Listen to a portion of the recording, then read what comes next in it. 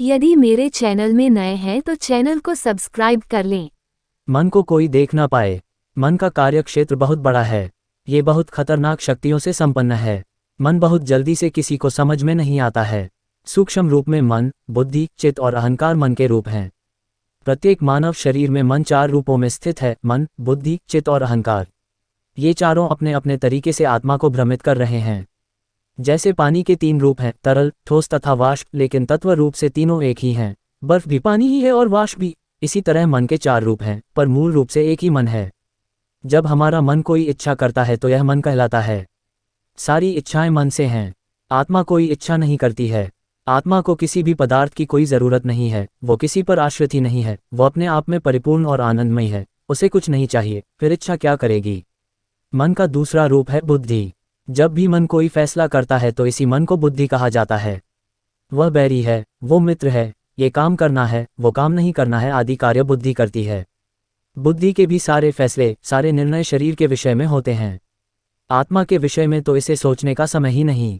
महापुरुषों के सत्संग से प्रभावित होकर ही हम थोड़ी देर आत्मा के विषय में सोच पाते हैं। ऐसा तभी संभव हो पाता है जब महापुरुषों की अलौकिक वाणी हमारी आत्मा को छू जाती है और फिर हम विचारों में खो जाते हैं। विचार आत्मा का गुण है, थोड़ी देर बाद पुनः मन की दुनिया में रम जाते हैं। पर मन का तीसरा रूप है चित्त। चित्त का काम है याद करना। ये चित्त भी आत्मा के कल्याण के लिए कभी आगे नहीं आने वाला, प्रभु को याद नहीं करने वाला। कभी कभी हम पुरानी बातों को याद करते हैं कि उसने मेरे साथ अच्छा व्यवहार नहीं किया था। फिर कभी कभी मन ही निरंजन सबई नचाए, हम बीते हुए दिनों को याद करते हैं। 50 साल 100 साल पुरानी बातें भी याद आ जाती हैं, पर कभी भी यह चित्त प्रभु की याद नहीं आने देता। ये गंभीर विषय है, हम कहीं उलझे हुए हैं। हमें इस पर गहराई से विचार करना है। चौथा रूप है अहंकार। इसका काम है क्रिया करना। उदाहरण के लिए मन ने इच्छा की कि आम खाना है। इस पर बुद्धि फैसला करती है। पहले देखती है कि आम खरीदने के लिए पैसे भी हैं या नहीं। यदि पैसे ही नहीं है तो बुद्धि मन से कह देती है, ओ मन, पैसे नहीं हैं, आम नहीं खा सकते। मन शांत हो जाता है। मान लो कि आम खरीदने के लिए पैसे हैं। बुद्धि फौरन फैसला करती है, हाँ आम खाएंगे।